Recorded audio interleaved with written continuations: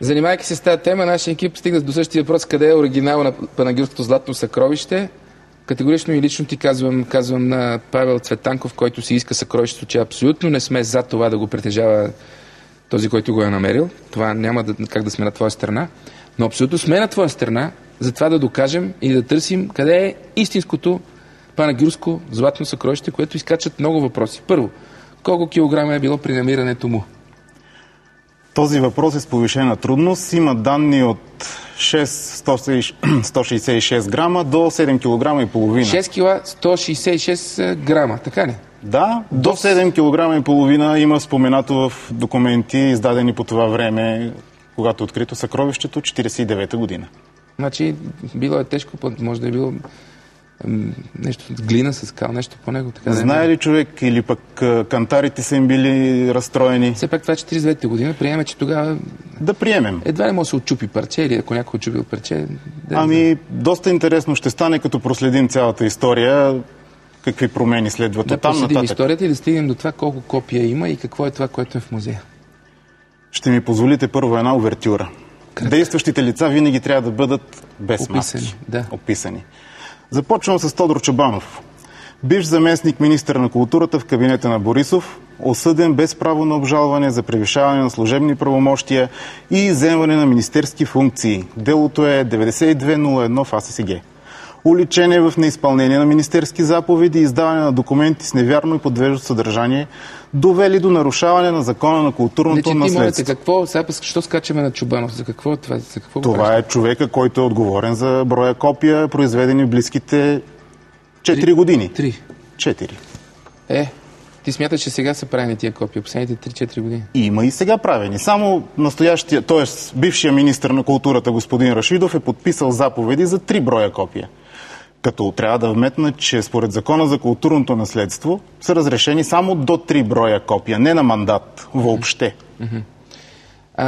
Аз обаче сега ще те изненадам. Сега почвам да броим копия. И аз имам един кратък материал, как когато Живков става на колко години? Това е 90, на 75 години става Живков, му подаряват, познай какво? Копие. Копия на Панагюрското съкровище. Колеги, видеото. Кой беше ви? Илян Йончев. Моля? Илян Йончев. Откъде сте? От София. Връчи го. Какво е това? Ти ще кажеш. Да те посетя. Какво символизира се? Това е Панагюрското съкровище. Ама съкровище?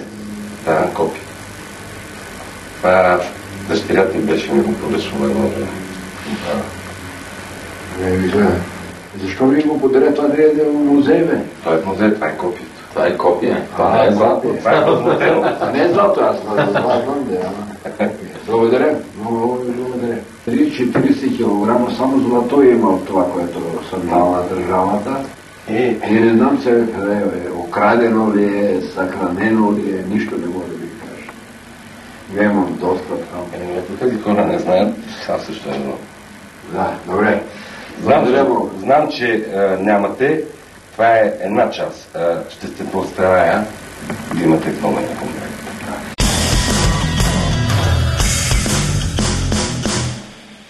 Човекът, който е правил копието, се казва Илиан. Той почина, Милия. Бог да го прости, но това, което той ми каза и на моя екип, за сега ще го спестим.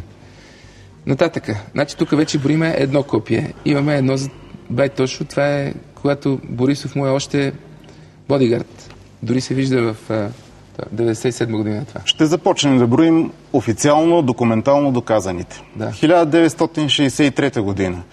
Копие, с което е реализирана изложба в Национална художествена галерия. 1968 година. Копие от злато. 1974 година. Копие, създадено съгласно заповед на Людмила Живкова при отнемането на съкровището от Рам Пловдив. Да. Всъщност това го отмахаме. 2009 година. Копие, произведено с разрешение на министъра на културата. 1980 година. Копие, произведено с разрешение на Комитета по култура и изкуство. 2012 две копия, произведени с разрешение на министър Рашидов, станаха 7. Дилма има. Дилма Русев. Копие, подарък от Първанов на президента Дилма Русев, като там има една много интересна Ситуация, че сертификата, който определи това копие като сувенир, е издаден 3 месеца и половина след като самото копие е напуснало държавата. Много странно. Не е възможно, надявам се, оригинала да е в Бразилия. Кадафи има копие. Кадафи има копие, Брежнев имал копие, Индира Ганди е имала копие, говореше се нещо за някакви американски президенти.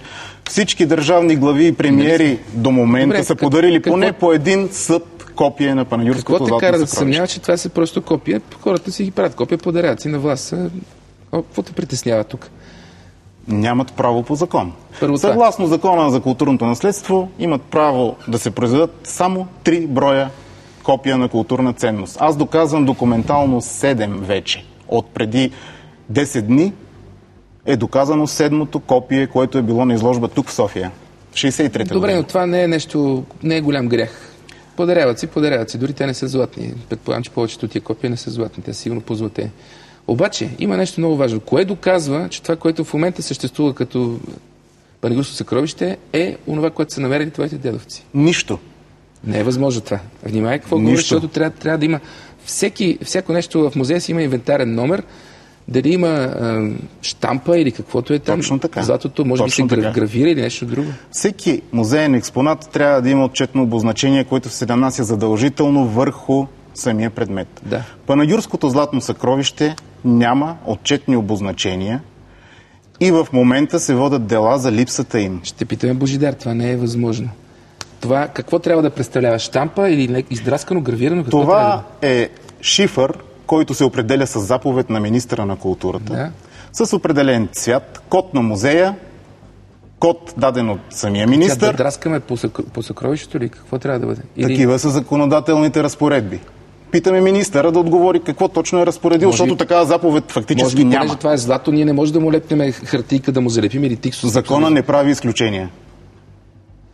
Ако това е истинско, може би трябва да има някаква малка щампа, някакъв малък номер на всеки съд. Това се прави с заповед на министъра на културата. Заповядвам да бъде нанесен еди какъв си номер. Божидар Димитров твърди, че тази щампа, която е била инвентарен номер на това злато, се е изтрил. Това е възможно ли? Ами това не е възможно. Защо? Защото всяка година трябва да бъде инвентаризиран всеки един предмет, който е от благороден метал във всеки един музей.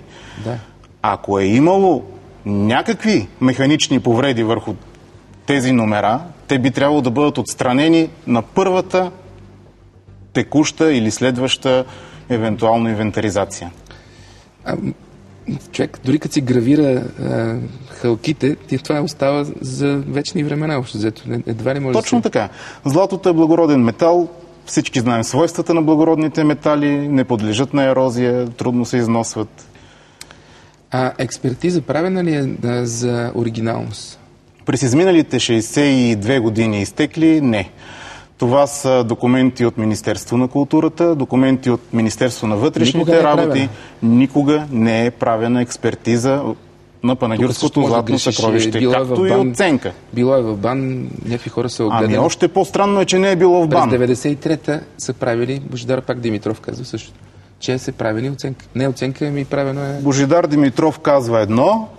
Доказателство за оригиналност. А министъра на вътрешните работи казва друго. Ами да се разберат.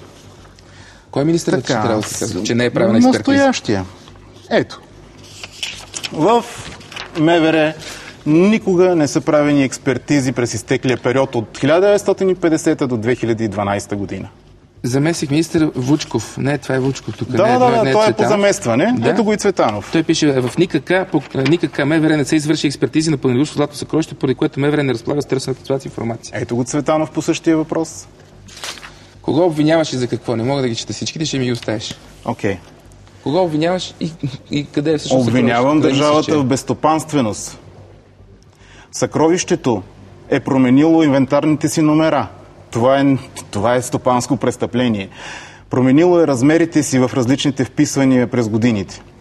Няма отчетни обозначения и като капак на всичко, господин Божидар Димитров не е дал достъп на инспекторите от Министерство на културата да направят проверка преди 2 месеца на съкровището. Не е отворил витрината. Защо не е отворил? Какво е? Ами да го попитаме него. Ще го питаме, разбира се, Божидар.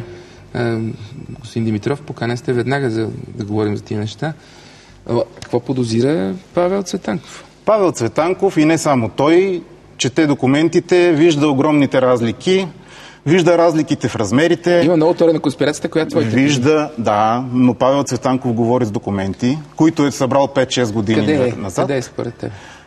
Ами, много е труден отговор на този въпрос, защото още когато е взето от Рам Пловдив, с заповед на Людмила Живкова, фактически тази заповед никога не бива изпълнена както подобава. Защо? Не. Людмила Живкова дава следната заповед. Съкровището да бъде инвентирано в Археологическия институт с музей към Българска академия на науките. И това не се е случило? Това никога не се е случвало. При една справка в същия този музей се оказва, че съкровището не е постъпвало никога там. Какво е странното след това? 8 години съкровището изчезва. Бяло петно. Няма никакви документи. 1982 година същото това съкровище, но с различни инвентарни номера и различни размери, без надлежна заповед на министър на културата, както е по закон, се приемо предава в НИМ, София. Това означава, че НИМ София е приел този комплект съдове незаконно и 32 години разполага с тях незаконно. А вярваш ли в конспирацията, че семейството на Живкова би могъл да го е... Има конспирация за Владо Живков, че го е заложил на комар, че Людмила го е продава, в което абсолютно аз не мога да повярвам. Тя не, доколкото чета за нея, тя не е такъв човек. Но къде е? Ако не е в музея? На този въпрос се надявам да отговори Министерството на културата. Предположенията, благоприятните са прибрано е на сигурно място. Окей, кажете, че е прибрано, направете експертиза, маркирайте го както е по закон и приключваме тая тема. Направете експертиза и тогава вие си го пъжнявате.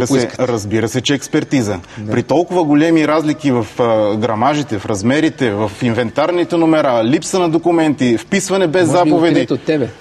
Може да укриете от такива. Възможно е, но сигурно някоя врачка им е казала, че след време ще го поискам.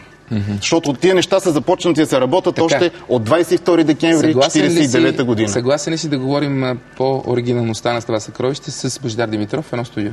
Лице в лице. Съгласен си. Очи в очи. Да. Съгласен съм. Добре, за това и в момента не говорим за твоите претенции. Друг някой да поканем, с който искаш да говориш? Тодор Чобанов е другия човек, който трябва да се яви. Добре, разбирам те. Благодаря ти за този разговор. И господин Соларов, прокурора от Върховна касационна прокуратура. Защо? Ами защото притежава непромокаем чадър. Не те разбирам. Ще продължим този разговор нататък. Ще ми обясниш. Благодаря.